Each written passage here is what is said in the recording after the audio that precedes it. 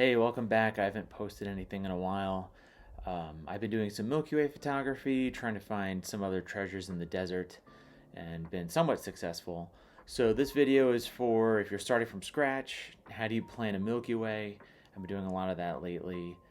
Some tips and tricks that I wish I knew when I started this stuff, because I used to just point at my camera at the night sky and hope for the best. So with a lot of planning, or actually sometimes not always a lot of planning, you can take some really great Milky Way photos. So this part is just focused on your prep work and your planning.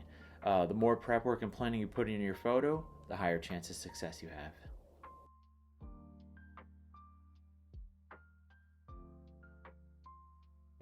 Here are some of the reference photos that I want to show you how to try to capture with your Milky Way photography following my checklist. So it's going to sound really simple, but I've screwed this up a lot. If you stay organized, you too can take better Milky Way photography. If you look at my list here, the first thing is location. You don't want to take pictures in an ugly spot or maybe a spot that's not ideal. You want to check your light pollution. Even though you might be far into the desert, there could be a city even 200 miles away that might ruin some of your Milky Way photos. You want to make sure you're pointing the right direction, and I'm going to go through some of my favorite apps to do this.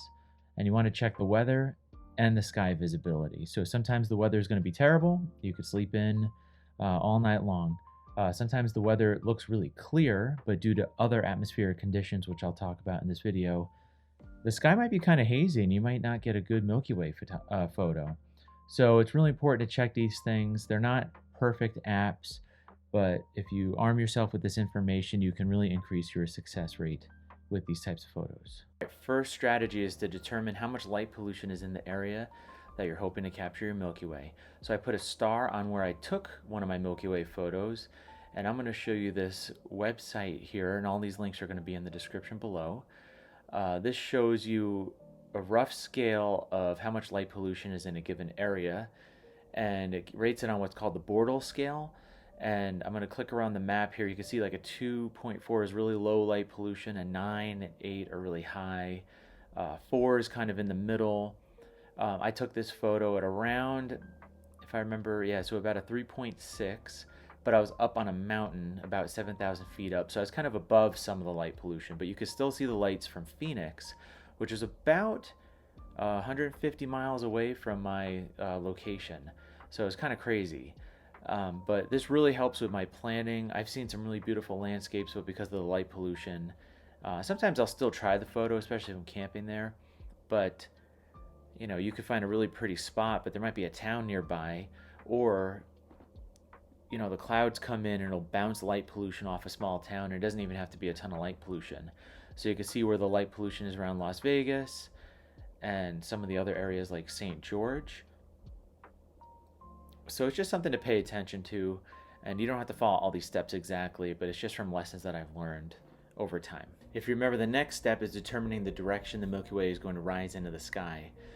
So as the Earth turns, it's going to expose the Milky Way at different parts of the sky. And different times of year, it's going to be different directions. Right now, it's coming out of the southeast. And photopills has this really nice feature where you could do this virtual reality of the night sky.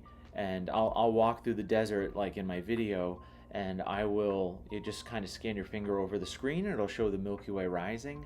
And you can kind of test out different photos without actually needing to take a photo with your camera. The other view, if I'm not actually physically able to get to the spot that I want to take a Milky Way photo, they have this map feature, and that arch, those little dots on the arch show the arm of the Milky Way, and the really thick dots show the core. So you can kind of scan through different parts of the night and see roughly how the Milky Way is going to come up and over you as it rises up through the sky. So think of it like the moon or the sun.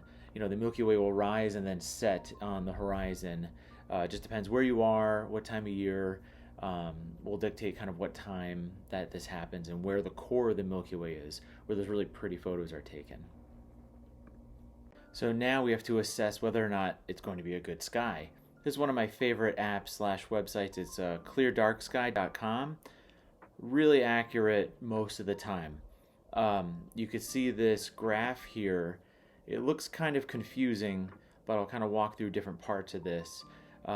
It's if you're colorblind, this is going to be a tough one for you. But basically, the brighter the color on some of these things, the worse it is, meaning cloud cover or visibility. The darker it is, the better, you know. So if you select your location on a map, there are observatories all around the United States and other parts of the world too. It just depends on if this website can pull its data. But you can kind of select your own or use the location you're in. It's a really handy feature on your phone. And then you can pull up the sky chart for this. So I pulled up St. George because right now I'm loosely based out of St. George, Utah. And then I'm going to walk through these different components that I look at. So there's a lot here, but we'll start with darkness. So that's just showing you like, okay, it's going to be daylight, and then eventually it goes into nighttime, right? So it kind of shows you where that darkest part of the sky is going to be. And then there's seeing, and seeing is, it's kind of related to transparency. They're measured differently in this app, but seeing is going to be that there's not a lot of turbulence up in the sky, and not a lot of disturbance. So it's like a stable atmosphere. The stars are going to twinkle. This app is also designed for deep sky photographers too. So you're going to get those really nice deep sky photos when this seeing is rated really well. So when it's excellent, it's that nice dark blue. When it's bad, it's almost like a gray. Transparency is just like it sounds. If there's smoke, dust, other particulate matter, smog, that's going to affect your transparency of the sky. So you could have a great, dark sky spot. You could have clear skies, no clouds, but there could be a forest fire, a few miles away. Or earlier that day, there could have been a dust storm, and now the atmosphere holds a lot of dust in it. So that transparency is also really important to look at. The other two going up the list there are the EC MWF and then just cloud cover.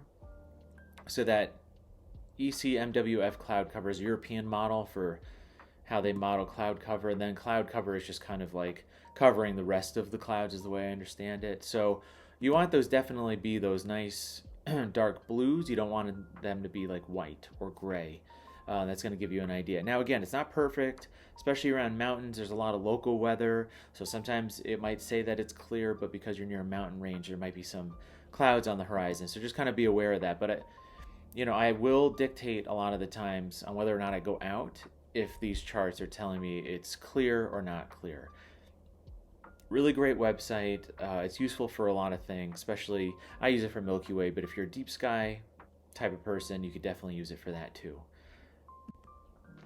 Last one I didn't cover explicitly on this video is just check the weather. And that's just not for your astrophotography. That's also for where you're going to be. Make sure you're safe. No lightning storms, hurricanes, tornadoes, stuff like that. But there's like a million apps out there. I like AccuWeather, but there are good paid apps that you can find or websites. So it's really up to you. The checking your weather just is going to be just a big step on saying like, hey, is it going to be a good night for that? The light pollution, direction of the Milky Way, and whether or not it's going to be a transparent sky, those are going to be those more specialized apps. And it sounds really complicated, but if you just get this kind of checklist going, you can even just do this on the fly when you're out and about and you're like, hey, I know I'm going to be near XYZ tonight. What's the light pollution look like? What is the sky predicted to be? If you're on a camping trip, you're trying to decide whether or not you want to bring some specialized gear for photography for the Milky Way. This could help dictate what equipment you bring. So I hope you enjoyed it. I'm going to do a part 2 on how I've been editing my Milky Way photos and how you can get a more streamlined process. And so, what was happening to me was I was sitting there and saying like, oh, how do I edit this thing? What the heck do I do?